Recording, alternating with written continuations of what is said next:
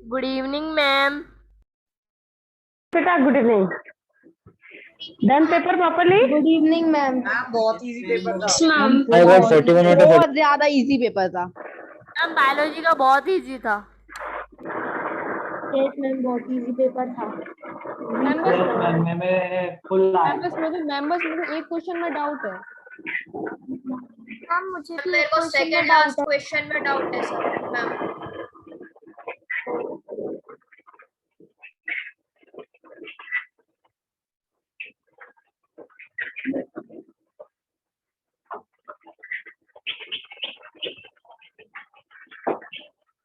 Ma'am start करें discussion.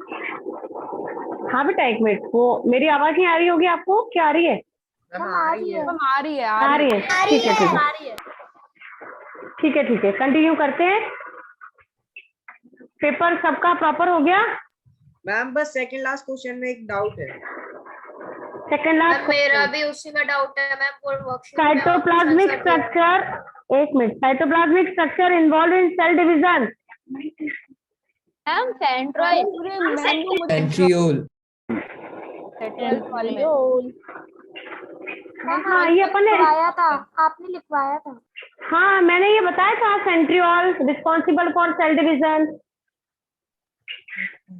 Ma'am मुझे 12th वाले क्वेश्चन में डाउट है। 12th वाले में chromosomes are form by DNA plus protein. DNA and protein. DNA लेकिन जो मैम डीपीक्यू था मैम वर्कशीट मैम उसमें तो ऑल ऑफ दीज था मैम, ये कंफ्यूजन हो रहा था मैम इसमें। बेटा ऑल ऑफ दीज है, उस वो वाले क्वेश्चन जिसमें ऑल ऑफ दीज ऑप्शन था ना, वहां पे ये वाला ऑप्शन ही नहीं था, डीएनए प्लस प्रोटीन। उसमें अलग अलग था, डीएनए, प्रोटीन, आरएनए, ऐसे 3 ऑप्शन थे और फिर ऑल ऑफ दीज था। तो उस कंडीशन में अपना ऑल ऑफ दीज आंसर सही हो जाता है। मैम वहाँ पे और जब यहाँ है ना, यहाँ स्पेसिफाइड देखोगे तो डीएनए प्लस प्रोटीन, और ये हम बहुत बार देख चुके हैं। मैम मुझे वो गैस्ट्रिक बॉडी वाला ये पता मैम डीएनए प्रोटीन था मैम। हाँ हमने पढ़ा। ये कौन कुछ और बात कर रहा है बेटा प्लीज? हमने प्रोकैरियोटिक यूकैरियोटिक पढ़ा, सब दूर अपन ने देखा है कि डीएनए, क्रोमैटिन थ्रेड, कॉइलॉन, histone protein, it will make the chromosome. हाँ मैंने कल बताया था ये बात तो। हाँ बताई थी मैंने। डीएनए प्लस प्रोटीन है तो वो करना। मेरे को मैम 4th वाले में डाउट है। एलिरोप्लास्ट फॉर द प्रोटीन। अच्छा मैं ऑर्डर लिस्ट स्टार्ट करते हैं, फिर एक एक क्वेश्चन आ जाएगा तो सारे सॉल्व हो जाएंगे। ठीक है, फर्स्ट क्वेश्चन था हमारा, in cell the site of oxidation is mitochondria, है ना। सेलुलर रेस्पिरेशन के लिए responsible mitochondria, power house of the cell mitochondria. Yes. Second question, cell secretion is done by Golgi bodies. Golgi body का main function secretion होता है। Ribosome is composed of RNA and protein. RNA and protein. Fourth question, which of the following structure is also known as ergastric body? Vacuoles. ये अपन ने last class में पढ़ा था, मैंने बोला था इस पे एक क्वेश्चन आएगा। Yes yes yes. Next question आएगा। Fifth question, functions of ER is all of this हमको पढ़ा है। RER मतलब लिपिड सिंथेसिस होगा, डिटॉक्सिफिकेशन भी होगा, इट मेक द स्केलेटन में होते हैं। हाँ, so it support the cell also, so your answer is all of this. ठीक है, question 6, which of the following is mitochondria and plastid. हाँ ये सबको पता है, mitochondria and plastid 2 cell organelle. हमने ये सारे ट्रिकी इंपॉर्टेंट क्वेश्चंस याद कर डाले क्लास में ही। Yes ma'am. मैम 2 मिनट में हो गया था बायोलॉजी का तो। हाँ मतलब पेपर इजी था कि हमने पढ़ा, हमने आधे से आधे तो हमने क्लास में ही पढ़ लिया था। हाँ मतलब हमने पढ़ा अच्छे से था, हमने क्लास में ही याद कर लिया था, इसलिए हमको पेपर इजी लगा। ऐसा नहीं है क्या? मैम है ना? है ना, हमने अच्छे से पढ़ा, अच्छे से याद कर लिया, इंपॉर्टेंट चीजों को रिपीट कर लिया, तो हमें वो चीज वही के याद हो गई। अब कोई नींद में से उठा के भी पूछेगा तो भी you give the proper answer. Yes ma'am. है ना, इसलिए पेपर सिंपल लगा और आपका कम टाइम में हो भी गया। मैम मुश्किल से मैम 6 मैम मिनट सिर्फ लगे 2 मिनट लगे। मुझे तो 5 मिनट लगे थे। मैम सिर्फ 2 मिनट लगे, 13 मिनट लगे। लगे पूरा मैम वो चलो चलो 3 next minutes question 34 seconds. 3 minutes 34 seconds okay. तो फिर तुमको मैथ्स करने में ज्यादा टाइम मिल गया होगा। Yes ma'am. मैथ्स लेंथी था मैम। यस क्योंकि मैथ्स में ज्यादा टाइम लग जाता है। हाँ चलो नेक्स्ट क्वेश्चन। हाँ मैम 2 मिनट्स 1 सेकंड में हो गया मेरा तो। बहुत से बच्चे क्या बाद में करते हैं ना तो उनको टाइम कम पड़ता है, वो तो वो कुछ क्वेश्चन मिस हो जाते हैं, गड़बड़ हो जाते। मैम बायो तो ऐसे simple- मैम रीड करके मैम मेरे बायो में फुल आए। Very good very good. Ma'am मेरे भी। चलो चलो अगला क्वेश्चन देखते हैं। 7th question aleuroplast store protein. Yes aleuroplast तीनों याद है, अमाइलोप्लास्ट, इलियोप्लास्ट एंड एल्यूरोप्लास्ट, है ना। अमाइलोप्लास्ट स्टार्च करेगा, इलियोप्लास्ट ऑयल फैट करेगा, एल्यूरोप्लास्ट प्रोटीन करेगा, है ना। चलो yes next question 8th question which cell organelle play a crucial role in detoxification. ये भी हमने क्लास में ही याद कर लिया था SCR। नेक्स्ट टाइम ऐसा करेंगे, पेपर कोई और बनाएगा। नहीं मैम। फिर हम चेक करेंगे हाउ मच यू नो। नहीं मैम आप इजी बना। एक बार क्रॉस चेक हो जाएगा ना। आप ही बनाओ। हाँ मतलब आपका कॉन्फिडेंस और बढ़ेगा, हमने जो पढ़ा है सही पढ़ा है और हमने अच्छे से याद हुआ है। कोई भी पेपर बनाए, वेट कोई भी पेपर बनाए तो भी score that much mark, it means we understand all the things related with that particular topic, है ना। तो एग्जाम देने से डरना नहीं, पेपर कोई भी बनाए हमें आता है, ठीक है। चलो next question 9th question ribosome develops from nucleolus. Yes ये भी हम पढ़ चुके थे। 10th question membraneless cell organelle ribosome. Yes 11th question cell organelle responsible for photo respiration oxysome. Yes 12th question chromosomes are form plus protein. Yes 13th question tonoplast. अच्छे से रट गया था। हाँ हमने आज क्लास, हाँ tonoplast vacuole covered by membrane called tonoplast. Fluid present in vacuole is called Nuclear sac. cell sac. Yes. Next 14 question cytoplasmic structure involved in centriole present only in animal cell responsible for cell division. Plant में नहीं होता है। Plant में कैसे होता है? फिर plant में सेल प्लेट का फॉर्मेशन होता है, उसमें सेंट्रियोल का कोई रोल नहीं होता, ठीक है। वो कैसे होता है? चलो नेक्स्ट हमने डायग्राम बना के भी बताया था बेटा कि दिस वो मेटाफेज एनाफेज मैंने बताया था ना, क्रोमोसोम का पोजीशन। यस बेटा yes. 15 question ribosome present in mitochondria and plastic 70। I think everybody did properly. एक दो क्वेश्चन गड़बड़ हुए होंगे, बाकी सबको नंबर मिले होंगे। Yes ma'am. चलो अब मैं थोड़ा सा मॉड्यूल से रिलेटेड बात करें, बुकलेट की थोड़ी सी मुझे बात करनी थी।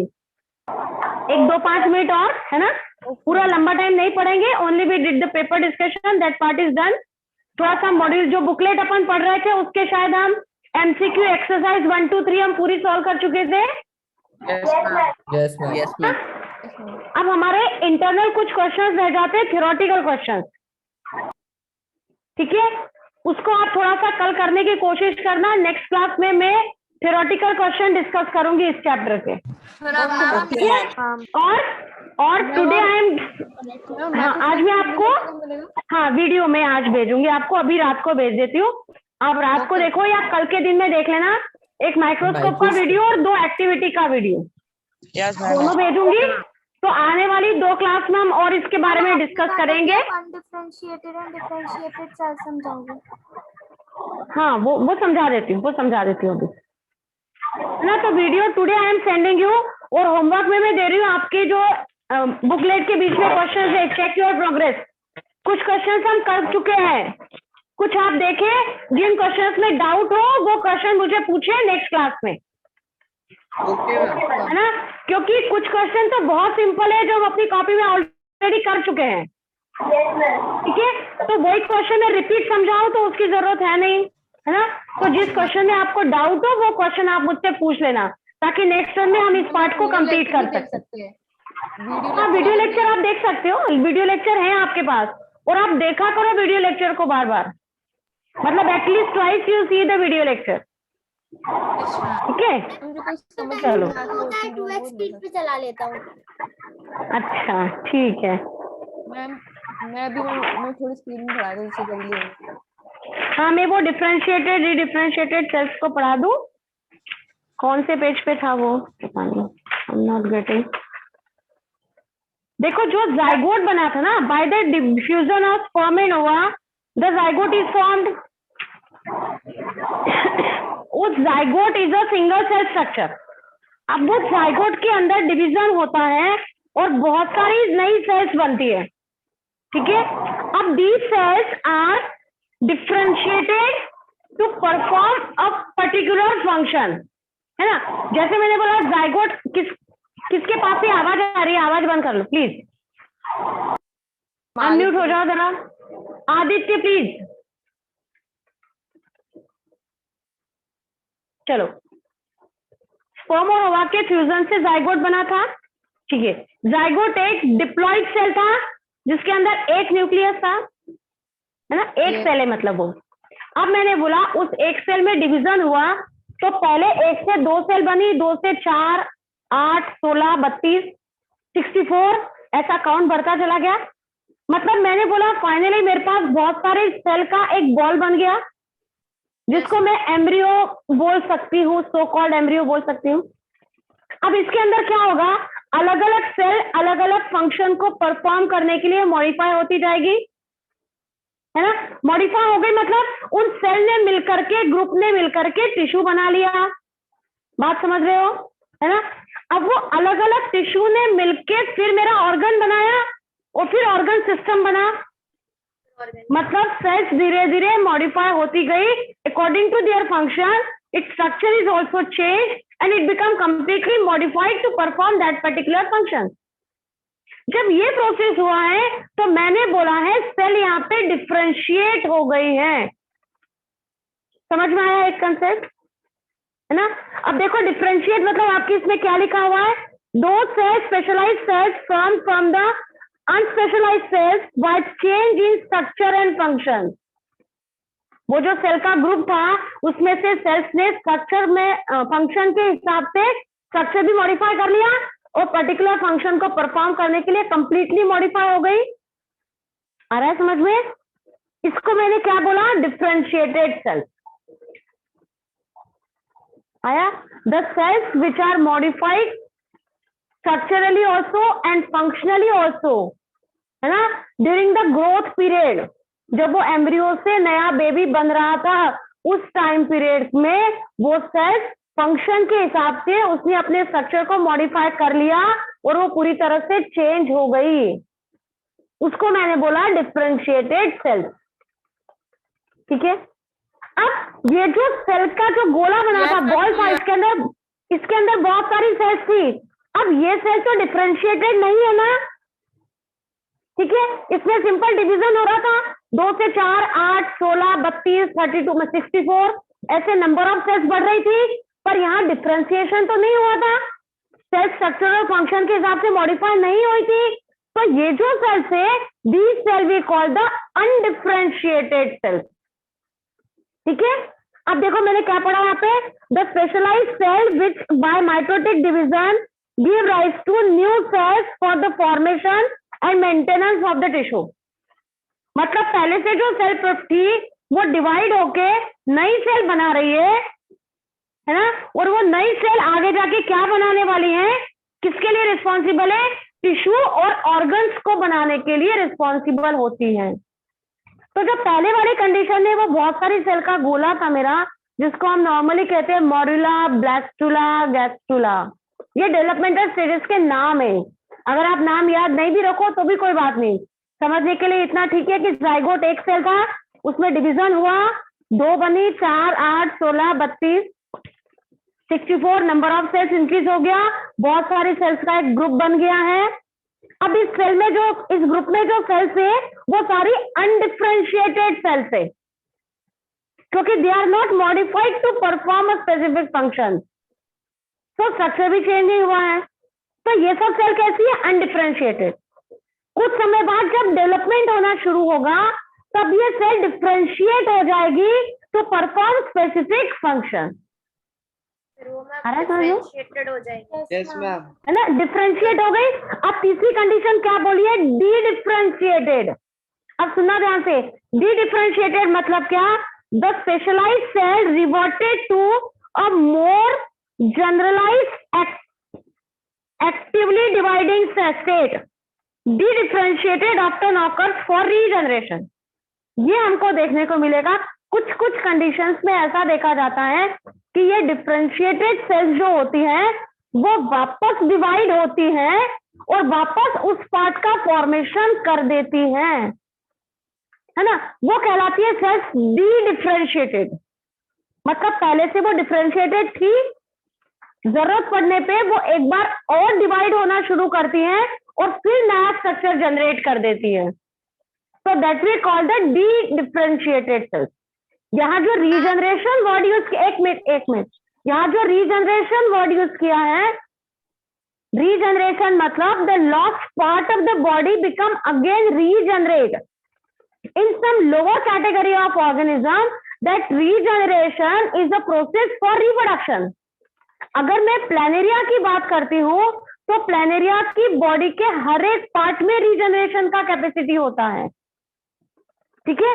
बट अगर मैं स्टारफिश की बात करूं या लिजार्ड की बात करती हूं तो लिजार्ड की टेल में रीजनरेशन का कैपेसिटी होता है ना। स्टारफिश की आर्म में रीजनरेशन का कैपेसिटी है। मतलब आप सोचो, लिजार्ड की पूंछ कट गई है ना, तो अब ऐसा नहीं होगा कि कटी हुई पूंछ से पूरी नई लिजार्ड बन जाएगी, that part will not regenerate. But वो जो लिजार्ड है जिसकी पूंछ कट गई थी उसमें रीजनरेशन का कैपेसिटी है कि वो कटी हुई पूंछ को वापस बना लेती है, समझ रहे हो।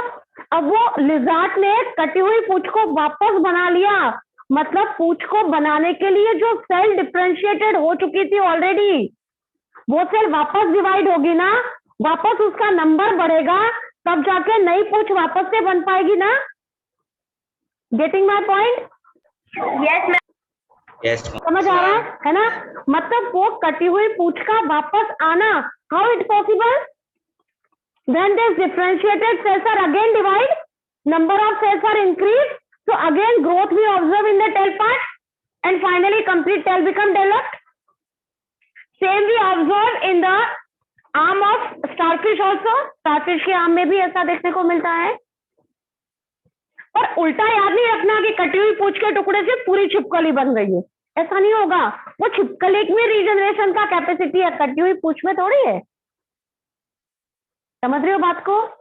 Yes ma'am. ना, तो ये अब तीनों कंडीशन क्लियर। बहुत से सेल का जो गोला था दैट इज अनडिफरेंशिएटेड सेल्स, ये डेवलपमेंट के समय मॉडिफाई हो गई पर्टिकुलर फंक्शन को परफॉर्म करने के लिए, so these are differentiated sales.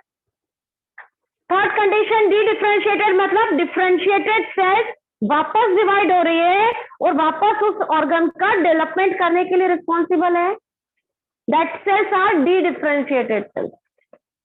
अब देखो, हमारी बॉडी में लिवर में रीजनरेशन का कैपेसिटी होता है। क्या हमारी बॉडी में हाथ कट जाएगा तो वापस नया हाथ आ जाएगा क्या? No ma'am. We never see that. So we don't have the capacity of regeneration in different parts of our body. Only certain organisms have that capacity in certain parts of their body only. पर lower category में अब सोचो, body के हर एक part में regeneration का capacity है, तो मेरा हाथ कट जाएगा तो कटे हुए हाथ से नया ऑर्गेनिज्म बन गया। प्लैनेरिया में पूरी बॉडी में रीजनरेशन का कैपेसिटी है, उसको चाहे जितने टुकड़ों में तोड़ दो, हर एक टुकड़े से नया प्लैनेरिया बन जाएगा। तो इस कंडीशन में तो it may act as a method of asexual reproduction. ठीक है, अब शायद क्लियर हो गया ये undifferentiated, differentiated and Yes, differentiated. हम हमारे नेल्स और हेयर का एग्जांपल हो सकते हैं क्या? नहीं, nails are the dead part बेटा, पर नेल्स का जो इंटरनल पार्ट है ना वो उसमें ग्रोथ होता है, और ग्रोथ की वजह से नेल्स आगे की तरफ बढ़ रहा है। हम आगे के नाखून को काट दे, इट इज डेड पार्ट, हमें कोई फर्क नहीं पड़ता। बट अगर वो नेल थोड़ा सा भी अंदर से कट जाए तो फिर आफत हो जाती है, बहुत दुखता है, बहुत दिन तक वो दुखता ही रहता है। Yes ma'am. हमारा बाल जो है it is again dead part, मैं बाल काट दूं कोई फर्क नहीं पड़ रहा, पर जरा एक बार जड़ से खींच के देखो, आम नहीं निकले मुंह से तो बोलना it become painful for you, क्योंकि वो ग्रोथ अंदर से हो रही है ना। तो इसमें हम रीजनरेशन का नहीं कह सकते, इट इज जनरल ग्रोथ। ठीक है, यस। और कुछ नहीं है ना? आज मैं आपको वो 2 वीडियो भेज रही हूँ, अभी थोड़ी देर में भेज देती हूँ, 10-15 मिनट में, जब आपको टाइम मिले आप देखना, और इसके जो बुकलेट के थ्योरेटिकल क्वेश्चन थे उसको सॉल्व करने की कोशिश करना, ठीक है? और जो डाउट हो वो मुझसे पूछना, है ना? वे नेक्स्ट क्लास में हम इन क्वेश्चनियर को भी डिस्कस करेंगे, और वो माइक्रोस्कोप और एक्टिविटी बेस्ड क्वेश्चन का मैं एक डीपीक्यू भेजूंगी, तो उसको डिस्कस करेंगे। Okay ma'am. ठीक है? Okay ma'am. और कुछ मैम अपने आप आ जाएगा अगर वीडियो देखेंगे तो। क्या क्या बोला? मैम वीडियो जैसे वीडियो देख लेंगे उसमें से ही आएगा ना टीपीपी? नहीं, उसके बाद आज नहीं, डीपीक्यू मैं कल भेजूंगी। DPQ I am not sending you today, आपका क्लास है ना? ठीक है, मैम थैंक यू चलो मैम। बाय बेटा, बाय बाय मैम। बाय बेटा, ma'am enjoy your day. Time हो गया? Thank you ma'am. ठीक है, ओके बाय बेटा। मैम ऐसे ही पेपर बना के हमारे मार्क्स बढ़ाते रहना। अच्छा, और कुछ? अगली बार मैं और टफ बनाऊंगी, फिर देखो। Okay ma'am, okay ma'am. Ma'am bye तो मैम जल्दी बाय मैम। तुम और नहीं, तुम और दूसरे बुकलेट से भी क्वेश्चन सॉल्व करने का कोशिश करो ना, तो फिर तुम्हें पता लगेगा कि हाउ मच यू नो, है ना? फॉर योर प्रैक्टिस ओनली, ठीक है? मैम आप कोई बुक ओके मैम। बुक तो बहुत सारी आती है बेटा, कॉम्पिटिटिव लेवल पर अलग अलग। मैम एक बुक ठीक है, चल। सजेस्ट कर ही दो मैम। यस मैम कर ही दो। ऑल इन वन भी अच्छा होता है, प्रदीप का बुक अच्छा होता है, मैम और कौन सा एस चांद भी अच्छा होता है, एस चांद भी अच्छा है, और एक और कौन सा बुक है मैम पियर्सन की बुक। वो, हाँ पियर्सन, वही नाम मुझे याद नहीं आ रहा था, पियर्सन का बुक भी अच्छा है। मैम आप उसकी पीडीएफ भेज दोगे? किसकी वीडियो? मैम वो मैम पीडीएफ मांग रही है ma'am Pearson book. Pearson book की पीडीएफ? वो तो मुझे सुमित सर को बोलना पड़ेगा, वो सेंटर में रखे, यहाँ पे है नहीं मेरे पास पियर्सन। मैं देखती हूँ, उसके question I am sending you. हाँ मैम क्वेश्चन भेज देना। Yes MCQ I am sending you, so you do the practice and then you ask it out. Okay ma'am. ठीक है? थ्योरेटिकल पार्ट तो आपके पास बहुत सारा है ना? Yes ma'am. That I am sending. Okay then. Ma'am thank you हाँ बेटा बोल। मैम मेरा एक डाउट था, ऐसे केमिस्ट्री में पढ़ाया गया है देयर ओनली 118 एलिमेंट्स, और ma'am they are all non living, सारे नॉन लिविंग है, तो मैम उनमें कैसे मैम क्या हुआ जिससे मैम वो लिविंग क्रीचर्स में फॉर्म हो गए? देखो, हमने लिविंग कब बोला था? जब उसमें मेटाबॉलिक एक्टिविटीज हो। Yes ma'am. और लिविंग होने के लिए सबसे पहले क्या जरूरी था? डीएनए आरएनए का बनना, न्यूक्लिक एसिड्स का बनना, साइटोप्लाज्म का बनना सबसे पहले जरूरी था। अब जब 10th क्लास में आप देखोगे इवोल्यूशन वाला एक चैप्टर आता है, हेरिडिटी एंड इवोल्यूशन, है ना? 2 कंसेप्ट होते हैं, origin of life and it's evolution. मतलब एक तो लाइफ का ओरिजिन हुआ फर्स्ट टाइम अर्थ के ऊपर कैसे, और उसमें कैसे धीरे धीरे चेंजेस हुआ कि हमारे जैसा ऑर्गेनिज्म, कॉम्प्लेक्स ऑर्गेनिज्म का फॉर्मेशन हो पाया। अब ओरिजिन ऑफ लाइफ जो है ना, उस समय समुद्र का जो पानी था उसके अंदर लाइफ का ओरिजिन हुआ। Life originate in aquatic condition. किसी दिन फुर्सत में देखेंगे वो सारे एलिमेंट्स। आप अब देखो प्रोटोप्लाज्म में है क्या? Carbon, hydrogen, oxygen, nitrogen, sulphur, phosphorus, यही सब तो है। Yes ma'am. मैंने बोला प्रोटीन बना, प्रोटीन किससे मिलके बना? अमीनो एसिड से। अमीनो मतलब लिविंग NH3 कैसे हो गए मैम जब इतने सारे एलिमेंट्स आपस में ना वो पर्टिकुलर एलिमेंट पर्टिकुलर वे में इंटरैक्ट करे जिससे वो प्रोटीन बना। अब मैंने बोला न्यूक्लिक एसिड बना, मतलब डीएनए आरएनए किससे बनता है? नाइट्रोजनस बेस है, पेंटोज Nitrogenous शुगर है और base से। फास्फोरिक एसिड है। ओके मैम ये कुछ एलिमेंट्स कुछ प्रॉपर वे में इंटरैक्ट करे जिन्हें कुछ अलग अलग स्ट्रक्चर्स क्रिएट करे। उसके बाद पहले मेरा वायरस बना, वायरस के बाद मेरा प्रोकैरियोटिक सेल बना, फिर मेरा यूकैरियोटिक सेल बना। ओके मैम अब वायरस के लिए तो वायरस के लिए सिर्फ डीएनए आरएनए चाहिए था DNA, और थोड़ा सा RNA। प्रोटीन चाहिए था। यस मैम तो that present in that time in that water, okay ma'am है ना। तभी कभी कुछ इवोल्यूशन का कुछ देखोगे ना उसमें ओरिजिन का, तो आपको ये थ्योरीज मिलेगी देखने को। Okay ma'am thank you ma'am हाँ बेटा, ठीक है मैम बेटा। मैंने डिस्कवरी पे भी देखा था कि सिर्फ 7 टाइप्स ऑफ वो कॉम्प्लेक्स ऑर्गेनिजम्स थे जिनमें Elements, सिर्फ हाँ। होमो सेपियंस ही बचे थे। हाँ हाँ, एक इरा था, अलग से एज होता है वो, निएंडरथाल्स होमो सेपियंस हाँ जैसे वो एज ऑफ रेप्टाइल्स बोला जाता है ना, जुरासिक पीरियड आपने पिक्चर देखी थी Jurassic Park, giant reptiles are present at that age of reptile बोला जाता है। टी-रेक्स उस समय डायनासोर्स देखे गए थे। तो ऐसा अलग अलग टाइम पीरियड, पूरा जियोग्राफिकल टाइम स्केल होता है बेटा। ये किसी दिन फुर्सत में बैठेंगे ना तो दिखाऊंगी पूरा स्केल तुम्हें, कब पहले किसका ओरिजिन हुआ, फिर किसका हुआ, फिर किसका हुआ। थोड़ा सा ऐसे टाइम पास में पढ़ो ना तो बहुत से अपना जीके बढ़ता है, और जब बच्चा बोर होता है तो फिर कुछ नहीं बोलना चाहिए। मैम इंटरेस्ट भी चलो आता है। हाँ चलो, थैंक यू बेटा ना, bye bye ma'am bye ma'am. Bye. Thank you thank ma'am. You ma'am bye ma'am